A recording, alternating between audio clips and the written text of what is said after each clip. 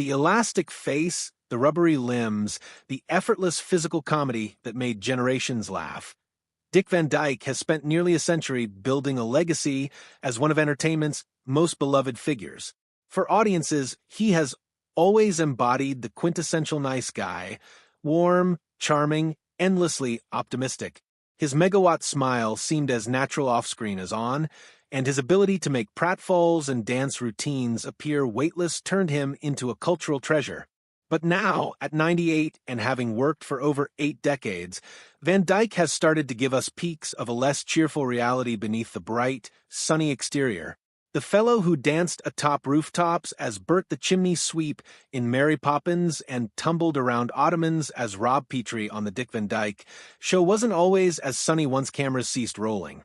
Like any true artist, Van Dyke had deeply held convictions about his craft, and when those convictions were challenged by critics, colleagues, or studio executives, the smile sometimes faded.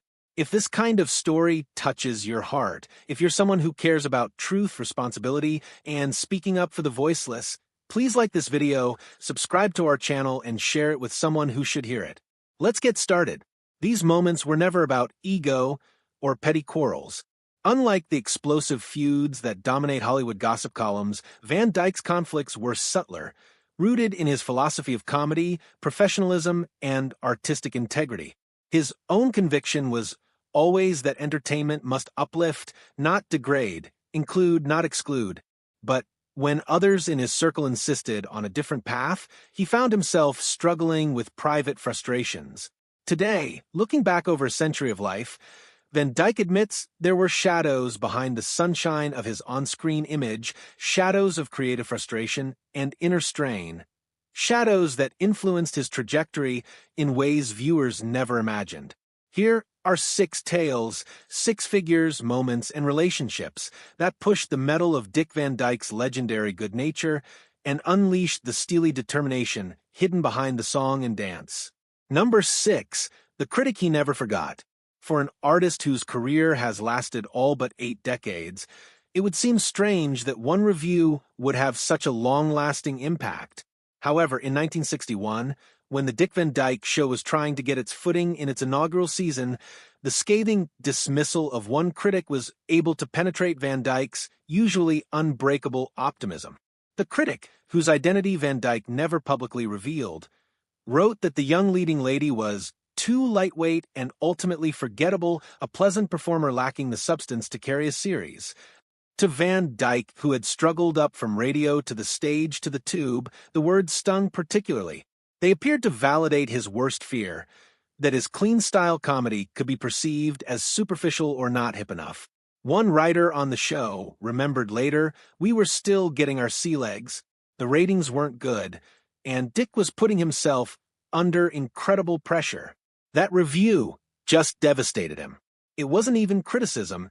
It was someone telling him he didn't have what it takes. While the Dick Van Dyke Show would go on to be celebrated as one of the finest accomplishments of television, Van Dyke acknowledged in his memoir, My Lucky Life in and Out of Show Business, that he never forgot that one critique.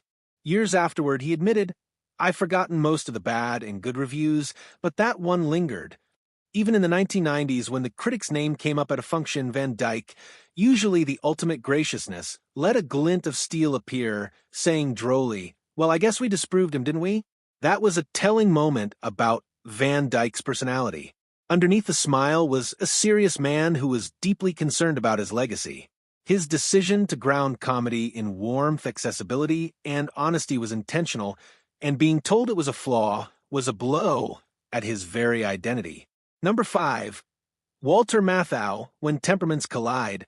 In 1964, Van Dyke came back to the Los Angeles stage for a short-run comedy opposite Walter Matthau. On paper, a dream combination.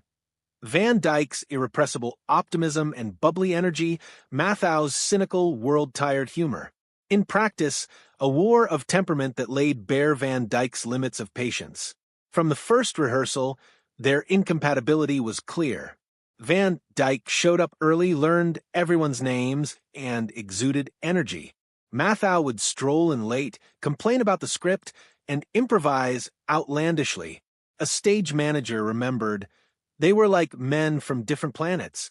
Dick was disciplined and prepared. Walter was unpredictable and sarcastic. Both great, but entirely incompatible. Van Dyke grew exasperated with Mathau's incessant improvisations because they upset the meticulous flow of his own comedy. Walter is brilliant and draining, Van Dyke confided to a fellow actor backstage. I never know if we're doing what we've rehearsed or something entirely new. The turning point occurred on a key comedic scene. Mathau continually shifted the way he was delivering the lines, and it was impossible for Van Dyke to get into the pace he required. For normally even-tempered Van Dyke, asking the director to step in was tantamount to another actor pitching a chair. Although the show was a success and critics complimented their complementary styles, the two never again collaborated. The experience served to reinforce what Van Dyke previously understood. Comedy was most effective when founded upon trust, reliability, and cooperation, never pandemonium. Number 4. CBS executives fighting for a show's survival.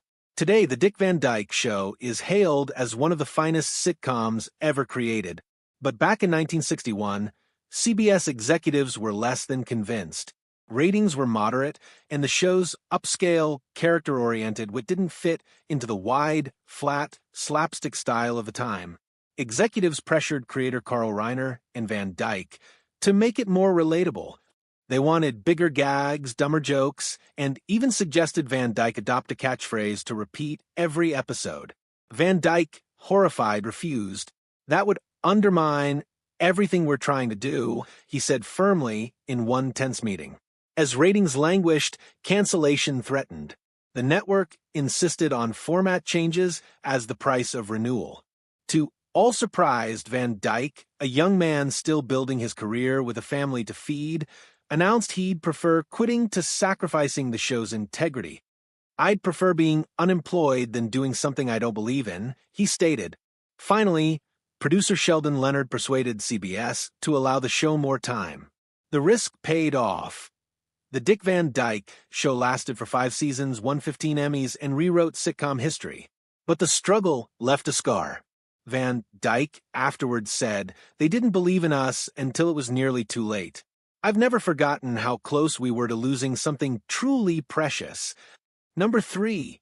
Julie Andrews made up magic on the Mary Poppins set. There are few on-screen pairings as seemingly natural and pleasant as Dick Van Dyke and Julie Andrews in Disney's Mary Poppins. Their musical numbers emanated charm, as if the two actors had been best friends all their lives. But off-screen, the magic was made up, not real. Andrews, classically trained in voice and British theater tradition, was a perfectionist with flawless technique. Van Dyke, self-trained and intuitive, used physicality and improvisation. Their styles conflicted subtly. Andrews was sometimes discomforted by Van Dyke's lack of discipline, and he was sometimes intimidated by her flawless control.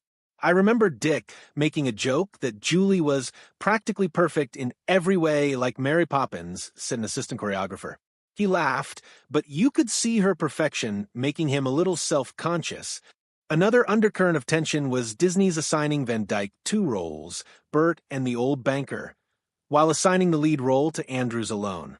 Some felt that Andrews felt hemmed in, although she never mentioned it in public. In spite of these differences, both were consummate professionals. Director Robert Stevenson even shot their pivotal scenes first, lest tension develop later. On screen, the illusion of easy camaraderie was perfect. Off-screen, they had respect, but never developed the same kind of closeness fans imagined. Years later, Van Dyke tactfully clarified, "Julie is amazing. We had 2 different ways of doing it, but we both desired the same enchanting outcome." His statement indicates his professionalism, his assumption that the audience's perception was more important than his own comfort. Number 2, Jim Carrey, A Generational Divide.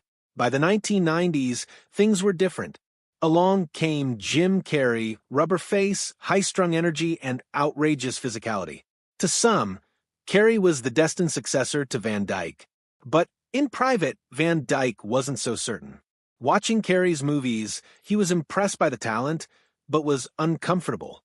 "He's working too hard to be funny rather than just being funny," he explained to a friend. For Van Dyke, comedy had to be based on character and reality, not driven to extremes for the sake of shock. The rift solidified when the two were being considered for parts in the same movie. Van Dyke refused to participate, explaining that their approaches would be incompatible. It wasn't personal, he never met with Carey, but philosophical. "I always thought that you didn't have to hit the audience on the head to get them to laugh," he said. Ironically, both men had incredible physical talents and range. Carey later demonstrated his dramatic chops, and Van Dyke had exhibited flashes of wild energy in his own career. But they represented different comedy eras.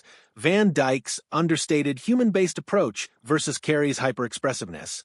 The contrast demonstrated Van Dyke's long-standing credo: the greatest comedy arises out of truth and commonality, not overstatement for its own sake. Number 1. Carl Reiner, creative tension with a genius. Among all of Van Dyke's working relationships, none was greater or more complicated than his collaboration with Carl Reiner. Reiner conceived of the Dick Van Dyke Show and directed the course of Van Dyke's career, but their senses of comedy were not always one and the same. Reiner demanded realism, even danger. Van Dyke demanded honesty as well, but with more defined limits of taste. He felt comedy could be intelligent and clean without being edgy. This disparity emerged frequently in talks about scripts. They argued about references to liquor, with Reiner scripting Rob Petrie as a social drinker and Van Dyke resisting. They reached a middle ground. Rob drank periodically but never in excess. Likewise, Reiner occasionally wished to suggest more about Rob and Laura's bedroom life, while Van Dyke favored restraint.